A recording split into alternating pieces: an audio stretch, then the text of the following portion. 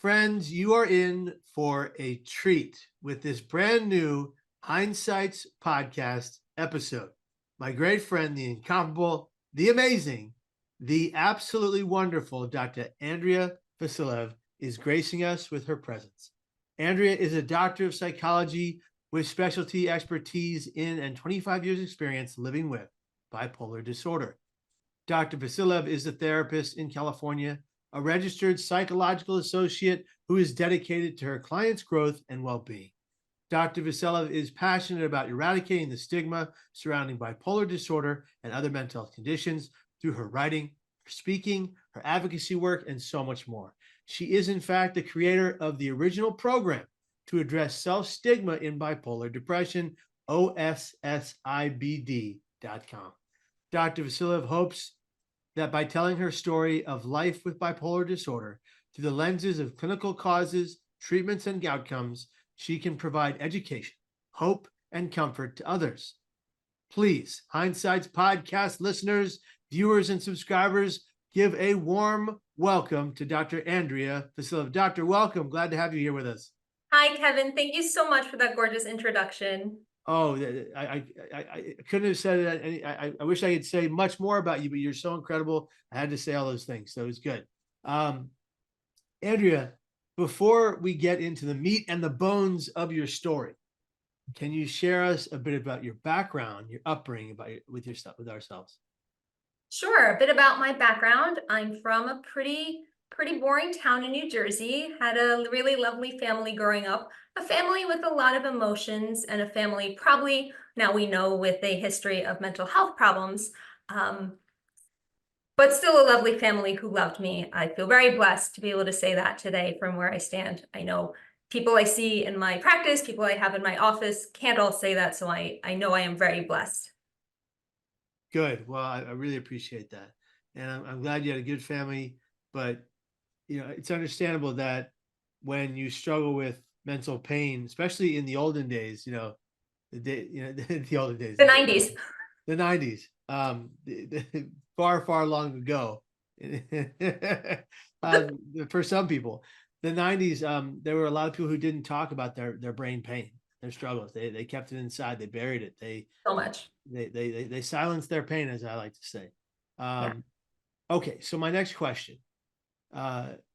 You've struggled in your life with brain health issues, what we all call mental health. What was your first experience personally with brain pain? My first experience, if you fast forward through that childhood, during which I was a pretty anxious child, but my first real experience came when I was 14. I went from being basically the happiest girl on the block in the town to wanting to die pretty intensely in just a couple of weeks. So really, like the flip of a switch, really overnight. I wouldn't eat. I stopped eating, which is why my mother took me to the pediatrician. The pediatrician, heaven bless him, said, her stomach's fine. I think you should take her to a psychiatrist, because kids at that age, they don't have words for their pain. They don't have words for their emotions. They somaticize it. They put it in their body. So here I was presenting with, all this stomach pain and also wanting to die. Doctor said, time to see a psychiatrist. So I wouldn't eat. The only thing I would eat actually was McDonald's French fries, which we now know was probably not a great choice, but I wasn't eating at all. I couldn't sleep, but I also couldn't get up. You know what I mean? I was supposed to be hospitalized, actually. My psychiatrist said, she's not safe. She should really be in a hospital. And my mother, heaven bless her, she said, I don't think that's going to be the best move for my daughter. I'm going to stay with her. So my mother was on suicide watch 24/7, just sort of, tagging in and out with my dad to take a shower, get some groceries, make some food, etc. So she was my savior during that time. And for so many years and so many situations afterwards. During that time, I missed months of school. The only thing I didn't miss was I was a performer. I was an actress and a dancer locally. And my mother said, you need something to hang on to. I understand you can't make it to school. You can't be there at 7 a.m. You can't concentrate. You can't be around all those people. But we're going to keep you in this theater show, some show I was doing, because that gave me something I absolutely had to do every day. That gave me a reason to hang on, and it got me out of the house. It's really kind of a genius move. was hard. It was torture sometimes, but in the end, it really served me. So from there, I finally got a semblance of medication that worked, and I got through high school in a largely hypomanic state, looking back, but I got through it, and it's just sort of been a ride since then.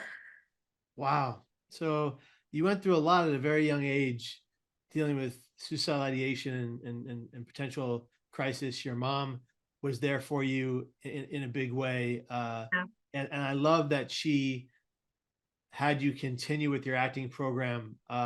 So you had some kind of routine, something you had to go back to every exactly. day. That I bet was allowing you to hold on. Right. How did you make it from that pain to where you are today? And did suicidal ideations ever come back? So from there to now, by the way, I kept that thing I learned from my mom, right? To always have something you do, right? Something you can hold on to during the day. Even in some of my darkest times, I couldn't do anything. I'd make myself go to the mall every day, right? I go to the mall, I go to that shop, the body shop, right? The ladies in there knew me. They're like, why is this girl here every day? But it was one thing I made myself hang on to. So to get from there to here is not linear at best. It's been messy, it's been indirect, and honestly, a lot of times it's been brutal. I've kind of seen it all. It's a bit episodic in my mind. For example, there's the medication that, never quite got it right until pretty recently. Just all of those trials of medications, all of the, feeling like you've tried everything on the planet and nothing's working, and the frustration that comes along with that. Um, I've got memories of experiencing mania during Carnival in Brazil. And if ever there was a place to experience any kind of euphoric mania, it is Carnival during Brazil, right? That's where to go. But I was so sick. I was so distressed. I was having such mixed states. I was cycling so quickly that despite all the memorable and somewhat dangerous things I did in Brazil, I had to come home. I came home to get treatment. And I remember shortly thereafter, this is a pretty vivid memory, standing on the street corner in Lower Manhattan, looking down 14th Street and thinking, you remember those video games? I know you love a good video game. Remember the Mario video games where he had the cape, right? And if he Yeah, ran really, really fast, he would take off and start to fly. yeah, I remember absolutely. standing on 14th Street and thinking, okay, I know I can't fly, but if I run like really fast, is there a chance that I might take off? And I said, okay, I think it's hospital time, because I was simultaneously so depressed and also wondering, if you run really fast, will you start to fly? So that Yeah. was hospital time. I checked myself into the hospital. I was put on lithium, actually for the second time in my life. And yeah, and that was that. Years later, still fighting the battle. I had 39 ECT treatments, electroconvulsive therapy. I know you've Wow. talked a lot about that, right? So a Yeah. standard course is 12 to 18. 12 to 18. I've had 26. Yeah. Right there. Yeah, so it's a lot. 39 is a lot. That's a lot. Yeah. So I And don't it, have a lot of memory around that time because it right. was Right. And it can affect your memory ongoing, actually. So yeah. I had a lot of trouble with short-term memory after I did that. Uh-huh. How have you fared? It's gotten better over time, but I don't think it's ever gone away. My doctor likes to joke, which I guess a little levity is good, right? But I said, right? I said, I feel like I've lost IQ points through this. And he goes, well, you have IQ points to spare. It's fine. Oh, So wow. That reminds me of something with bipolar depression, where doctors used to tell me, Kevin, quality over quantity of mhm, life, quality of your existence, well-being on the medication versus the length of time you will live, mhm, because these medications will absolutely shorten your lifespan. right. And I have asthma, and those medications shorten your lifespan. So that's twice. And so you have to kind of go, what do I want to do here? Do I want to live, thrive, and succeed, or fall and flail and be distraught? Um, and it's never going to be with bipolar depression, as you know, it's very difficult to have an even keel for the rest of your life, no matter what. And so you're going to ebb and flow, you're going to go up and you're going to come down. And those ebbs and flows, they can be pretty drastic, and they absolutely affect everyone who loves you and everyone who cares for you. So I'd love to kind of go off script for a minute and just talk about how, you're married, right? Mhm.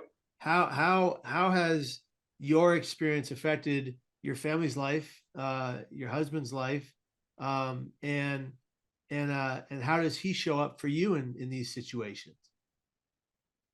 I know this has been incredibly hard on my family, but in some ways, it was kind of great because I was so young. Like I said, I had stopped eating. I wanted to die. There was no ignoring that I was really sick, right?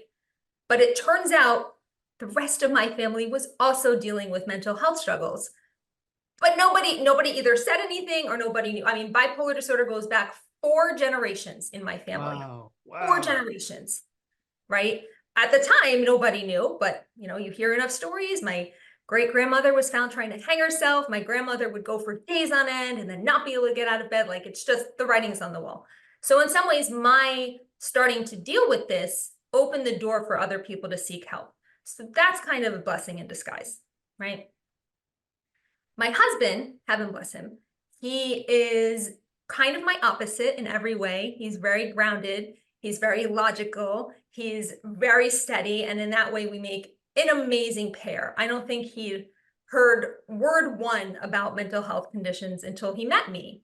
And we were on vacation shortly after we met, and it was winter. So it was bad. Winter depression, the struggle is real. So we were sitting in the airport in Vermont, and I was just lying down. Like, I couldn't do anything. I was just lying on his lap. And he's like, "Are you okay?" And I said, "I got something to tell you. I'm not okay." And he's been there ever since through everything. I mean, that hospital stay that I mentioned, we had just started going out. He showed up, he paid the bill, right? He's just he came every day and brought me food. He's just an absolute star. I love to hear those kinds of stories because it's my wife who gets me through the hardest of times in my existence, and she's my gift, my rock, and my best friend. And I imagine you have the same thing, which is just incredible. Yeah. And I do realize for some people listening, watching, and viewing, and it, not everybody gets to have that beautiful soulmate that they find, Right. and not everybody walks that path. But to those individuals, I would say, become your own best advocate. Mm. Become your own best friend. Be kind to yourself. Be compassionate to yourself and your ability to survive the pain that you experience. Hey there. Oh, sorry, that's my computer. Oh, that's okay. So I also have a visual impairment. So every once in a while, my computer talks to me. So just ignore that. I don't know why. Oh no, you know what? Tell us about that. Would you mind? Let's take a breath. Let's take a moment. Let's take a beat, please. This is important. Sure. Please. So I have a permanent visual impairment from medications that I have taken for bipolar disorder. Wow. Super rare, which is why I don't always talk about it, because I don't want people to say, "I'm not taking my pills. I don't want to, have a visual impairment." It's so rare. But I have my sight. It's just very hard to use. I get really sick and symptomatic if I read things. So as you heard, I have my computer set to talk to me about certain things. Like when I type, it reads to me. When I want to read something, I click some buttons, it talks to me. So that was my computer sending me an alert that it needs something. So, See, computers can help people. yeah, computers help people. But yeah, that's been a huge struggle. And honestly, the most the most suicidal ideation I ever had was when I was basically non-functional from this visual impairment, from these Oh, vestibular wow. problems. I couldn't drive. I was homebound. It was truly awful. But my doctors kept saying, "Your mood is stable. Your Yeah. mood is stable. Just keep taking your pills." They didn't know that I had a stockpile of Ambien in the closet, right? They had Oh, no idea. oh, wow. Okay. Well,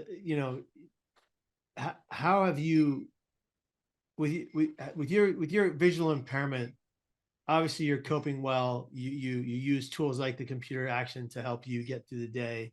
I always try to leave you voice messages, or whenever I can remember, I try to leave you voice messages on Thank like you. Instagram or text it as often as possible. To me, but like when people see you, their thought first is not that Dr. Vassilev has a visual impairment. They Right. assume that you're fine, and you're just, you can equally see equally to them. How has that affected you? The reaction that people assume that it doesn't exist, or maybe have. Let me ask you a better question. Have people invalidated your visual impairment? Oh, heavens, yes. Although I think living with bipolar disorder, living with one invisible disability kind of paved the way to live with another, right? Because, you at some point you have to stop seeking people's validation and just say, this is my truth, this is my experience. That's it. That's all I can do. Yeah, So, but like you said, back to your point about, quality over quantity, right? yeah. I had to find this middle ground between what medication wouldn't bother my eyes, but would still keep me well. Like there's a lot of balancing to be done in Wow. any disability. And going on and off meds like that, it can really affect your well-being and your mental stress level. And you never know if like going on that new med and titrating off the old med is going to go south and going to really destroy weeks and potentially months of your life, which is Right. that's really scary. So there's a good reason for people who fear taking medication to be fearful of it. There are reasons why it's fearful, to think along those lines and to engage in that part of the treatment plan. Sure. And I see people all across the country and even all around the globe when I travel and speak who just go, Mhm. I'm never going to take meds because I don't want this and I don't want that, and the black box warnings and this and that. And then you just, it's I will say, Doc, that I take them because when I don't take them, I have visual and auditory hallucinations that render me incapable of action and Right. render me almost motionless, and unable to function at all. Um, and I think there's a lot of people in this world that don't quite understand that. I see a lot of people on social media platforms, these kind of, not to put a label on them, but these gym bros who get on there and they're just like, mental illness isn't real. It's all in your Oh, head. yes. All you need to do is go to the gym. And you're just like, no, fool. I go to the gym. I work out every day and I still struggle with brain pain Right. because it's your brain, the single most powerful organ in your body that affects Mhm. every other action you take and is mostly automatic. And people just assume that these ideas like, oh, if you just work out, it'll go away. That's Right. how it works. That kind of invalidation, although I'm not seeking validation from anyone, but that kind of severe invalidation on a platform where you're reaching millions of people is so disheartening. It And is. so and It's so so disheartening. and The so troll. and so scary that all these young people, these Gen Zers, are watching these guys and going, "Oh, they know what they're talking about. I better follow in their footsteps." And that Yeah. can be dangerous. It's just like the same if you take that idea and then you take the folks that say, "Oh, just pray it away." You know, Right. I'm a praying man. I'm a God-fearing man. I love God. I love my faith, but I can't pray my brain pain away. That's not how it Right. works. It's a scientific it's a science-based reaction in the brain that's affecting your mental well-being. Exactly. It needs treatment, and I know you understand Exactly. that. Can you talk about that in your own perspective? The So, I mean, there is research that shows that people who are religious, who have faith, are happier. There is no research that says if you pray, you can make a severe mental health condition go away. I mean, if somebody's seen some, let me know, but I haven't seen any in a lot of reading I've done. Um, but I would say if I hadn't taken these medications as detrimental as they have been for my eyes and for my functioning, I'd be dead. It wasn't like I was taking diet pills, right? Just for funsies, right? These were necessary, life-saving, literally life-saving medications. Yeah, very, very good point. Um, so for me, recovery is a constant. What does recovery mean to you? Recovery, recovery is a journey. Recovery is a continuum, right? I love how you talk about recovery because you've said, it comes, it goes, things they change, they're constantly in flux.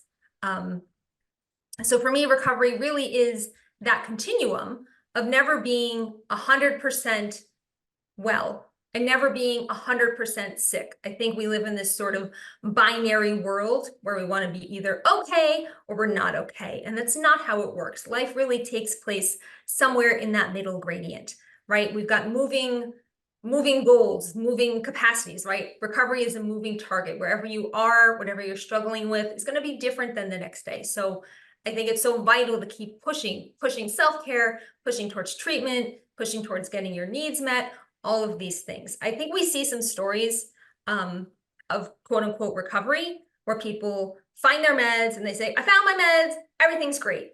Yeah, I'm recovered. Right. I'm Right. recovering well. Yeah. Exactly. And I think I'm those narratives, healed. yeah, those narratives can be so damaging because if that's what happened to that person, amazing. I love it.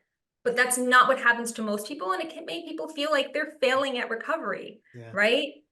And we don't want that. If you're working at recovery, you're doing it right. Keep on working. Keep putting the time, effort, energy, and hard work for things to change. That's Yeah, important. exactly. And you know, people, like you said, you have recurrent suicidal ideation. I don't have recurrent ideation. I've had, you know, what I like to call sort of brushes with death. There's one that I don't usually share, but I think it's a really important point. First of all, I lost my dad to suicide. People know that, who was absolutely the best guy, and he inspires so much of what I do. In fact, his last words in his note were to me, and they said, please finish school, get your degree, and go on to help people so they don't end like me. Right. Oh, Andrew. So that just pushes me forward every day. Wow. But for myself, I remember one time in such a dark place, just in so much pain. I was sitting in a cafe and I was Googling reasons to live. Now, nowadays, if you Google that, you get helplines, you get resources. You know, if your phone's really, really up to speed, maybe you'll get someone showing up at your door. But this was like my old flip phone. I just got someone's blog, basically, saying, you know, reasons to live. And something they wrote that may have saved my life said, think of something you wanted to do that you haven't done yet. Anything, really. I thought, all right, I can do that. So I thought I'd always had this silly idea. Now this is really dumb. This silly idea to take lyrics from songs and combine them with other lyrics from songs and make poetry. I was going to call it poetry. It was going to be this cool thing. Turns out it's really hard. But I thought, I haven't done that yet. So I followed this blog's advice. I went to the store, I bought some paper, I wrote out song lyrics, tried to make some poems. Didn't work, but I got past that. And Kevin, I think the reason your message is so powerful is because people aren't looking for reasons to die. People are looking desperately for reasons to live. And you give them that hope, you give them something to grab onto so they can make it through that spot.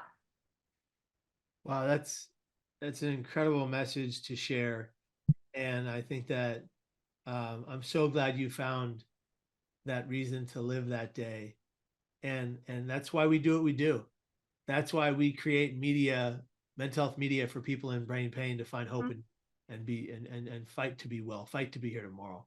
Yeah. So you've obviously made meaning out of your struggles. How do you give back on a daily basis?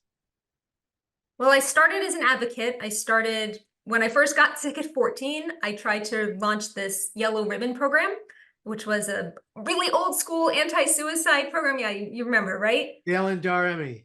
Yeah. So I tried to launch it because I wanted to bring it to my school so other people had resources, because this is like the mid-90s. No one was talking, right? I couldn't get any traction behind it. It just wasn't the time and the place, but boy, did I try.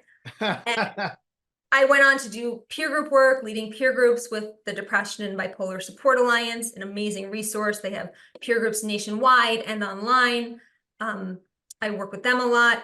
And kind of on a whim, I'm not going to lie, kind of on a whim, I had just recently found some mental emotional stability.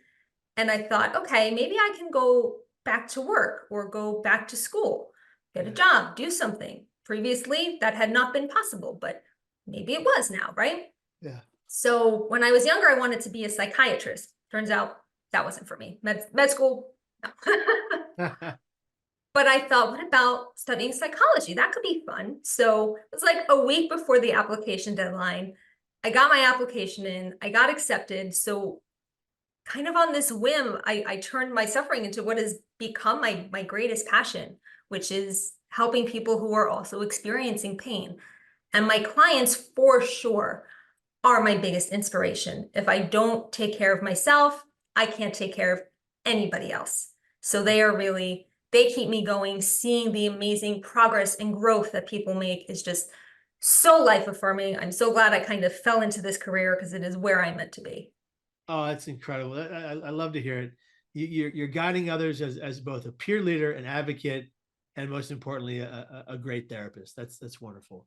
Now let's talk for a minute about stories. The stories we tell ourselves are so very important to the trajectory we're going in. They can break us, they can destroy us, or they can build us and they can recreate us to be something better. What kind of narrative do you encourage? Again, I think this is part of the reason your work is so alluring, because you tell stories, you tell your story, you tell other people's stories. Your new book is amazing, the stories that you tell and the way you talk about telling stories, right? That sort of bird's eye view of it. But in my point of view, the language we use and our internal monologues really shape how we feel. So I work hard with people to change their narrative from self-loathing to self-love, from self-stigma to self-compassion, right? Self-stigma is a very big thing. It's one of my research interests. I created this program that we talked about.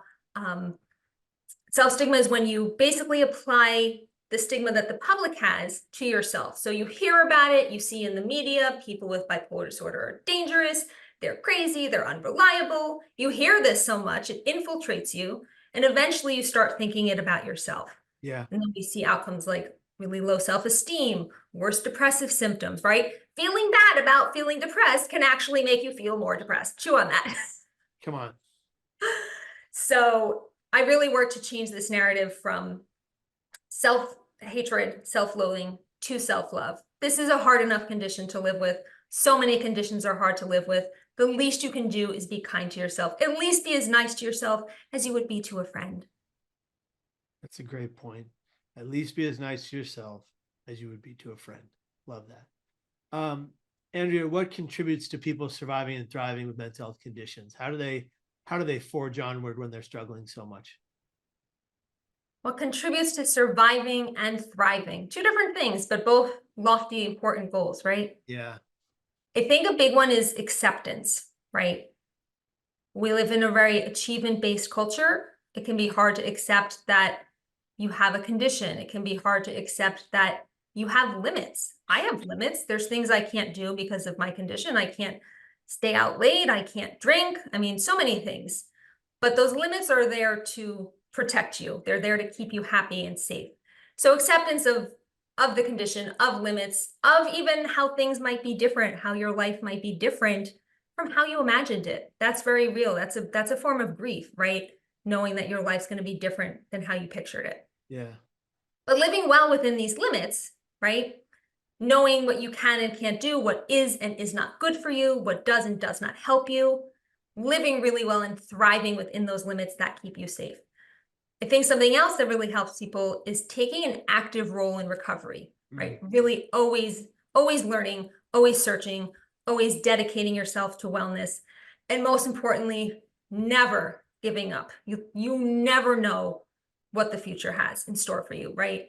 When I talked about all of those medications that I tried and all the side effects and the vision problems and nothing working, I knew that something had to be coming in the future to help me, and something did. I now get IV ketamine infusions for bipolar depression, and it has absolutely turned my life around. And they weren't even doing this for bipolar disorder a number of years ago, right? So it wasn't even on anybody's radar. And then all of a sudden, here it is in my life, changing things.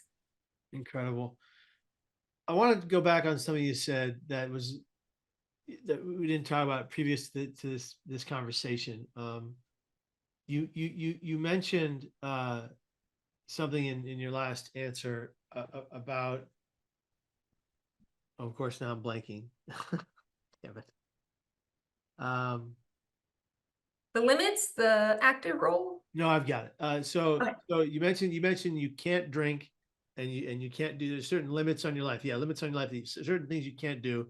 Can you actually talk about, as a therapist, the reason why it's so dangerous to drink alcohol while on psychotropic meds or psych meds in general?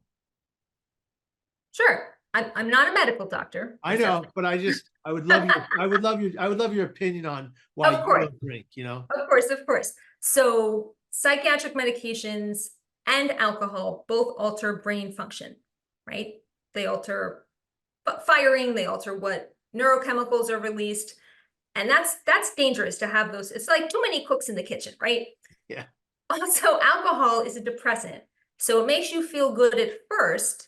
I don't know if this is your experience, but in my experience in the past, it makes you feel good at first, but the next day you're depleted you're depleted of so much that your brain needs, whatever chemicals. It's in the end, you feel worse for it. So it's like you get a kick, and then in the end, you just feel so much worse, right? That's what was happening to me in Brazil. I'd feel great at night, and then the next morning, I would just be in the throes of depression. It was awful.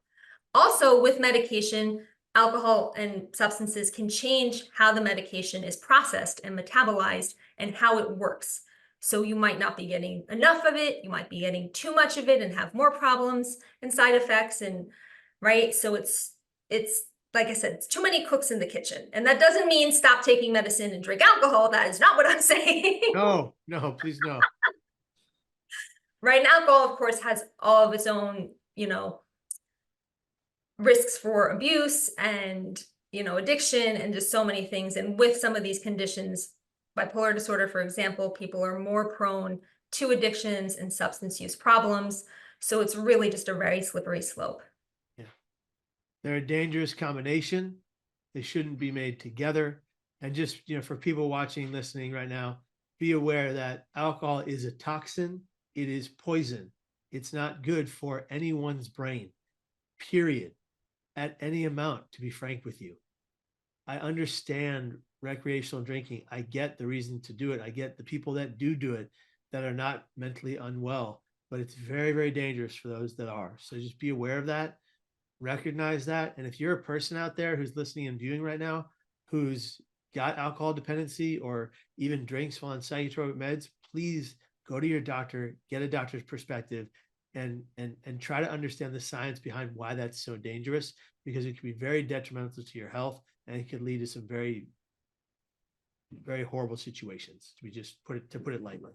Right. It does shorten lifespan. There've been a lot of studies showing that it just shortens your lifespan. End of story. Yeah. Doc, last question. What would you say to someone currently living with suicidal ideation? How would you personally help keep them here? First, I'd get them some help, whether that was calling a loved one, calling a lifeline, talking about going to a hospital, right? Talking about doing whatever they need in that moment. But as for what I could say, I would say, this is temporary. It may be long, it may be intense, but it is temporary. The tricky thing about depression is that the brain likes to lie to us and say, see how bad this is now?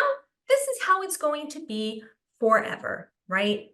Loss of hope is one of the primary risk factors for suicide. And hopelessness is a symptom of depression. So you've got this double whammy here where you're feeling hopeless, and that puts you at an even greater risk. So you have to intentionally keep that hope. Know that as bad as it is now, this is not the new normal, right? When someone gets out of this state, I'd also remind them that just as the bad is not forever, the good is not necessarily forever, and you have to be proactive about your care. Preventative care is 1000% where it's at. Preventative care is the key. You're right. Yeah. Yeah. We can't wait to postvention, because that's when we lose too many people. We've got to use preventative care to get them to understand all of the many things they can do to benefit their brain, mind, behavioral, mental, physical health, and well-being before they get to a state of suicidal crisis. But if they get to a state of suicidal crisis, the idea is that hope exists around the corner. If you don't see it, you haven't walked far enough to reach it. Keep going. Dr. Vassilev, thank you for your time today. You have been incredible. Hope is the number one thing I would convey to people, is that never give up. You never know what the future holds. There's a beautiful song it's from an old musical, but the end of it goes, Walk on through the wind, walk on through the rain, and you'll never walk alone. Walk on with hope in your heart, and you'll never walk alone. If you have hope, you are never alone. I think we'll leave it right there. Dr. Vassilev, thank you. This has been the Hinesights Podcast, a podcast about hope, to find healing, to live in recovery for those of you in brain pain and those that love them. Take care, be well, and be here tomorrow. Thank you. Bye.